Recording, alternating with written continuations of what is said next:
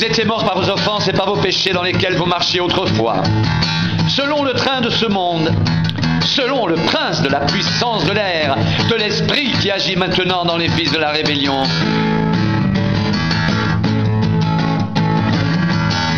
Nous aussi, nous étions de leur nombre, et nous vivions autrefois selon les convoitises de notre chair, accomplissant les volontés de la chair et de nos pensées, et nous étions par nature des enfants de colère comme les autres.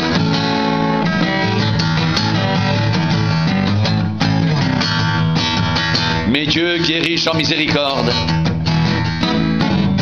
à cause du grand amour dont il nous a aimés, nous qui étions morts par nos offenses, nous a rendus vivants avec Christ. C'est par grâce que vous êtes sauvés. Il nous a ressuscités ensemble et nous a fait asseoir ensemble dans les lieux célestes en Jésus-Christ, afin de montrer dans les siècles à venir l'infinie richesse de sa grâce par sa bonté envers nous en Jésus-Christ.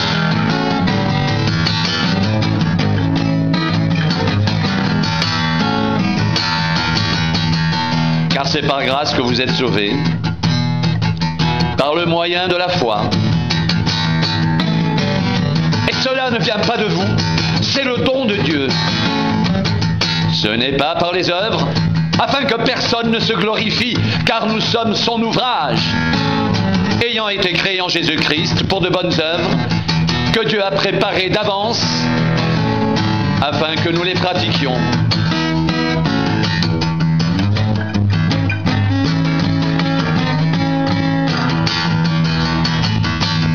C'est pourquoi vous autrefois, païens dans la chair, appelés incirconcis par ceux qu'on appelle circoncis, et qui le sont à la chair par la main de l'homme, souvenez-vous que vous étiez en ce temps-là sans Christ, privés du droit de cité en Israël, étrangers aux alliances de la promesse, sans espérance et sans Dieu dans le monde.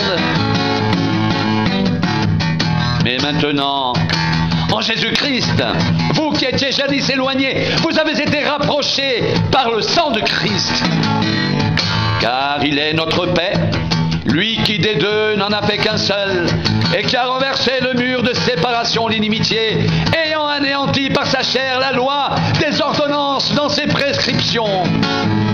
Il a voulu créer en lui-même, avec les deux, un seul homme nouveau, en établissant la paix, et les réconcilier avec Dieu, l'un et l'autre en un seul corps par la croix, en détruisant par elle l'inimitié.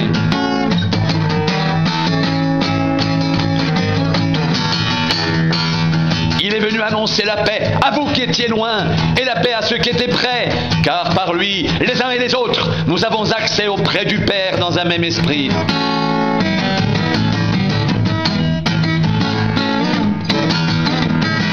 Ainsi donc, vous n'êtes plus des étrangers ni des gens du dehors, mais vous êtes concitoyens des saints, gens de la maison de Dieu. Vous avez été édifiés sur le fondement des apôtres et des prophètes, Jésus-Christ lui-même étant la pierre angulaire.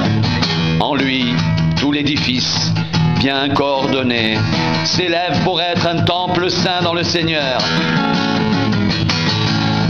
En lui, vous êtes aussi édifiés pour être une habitation de Dieu en esprit.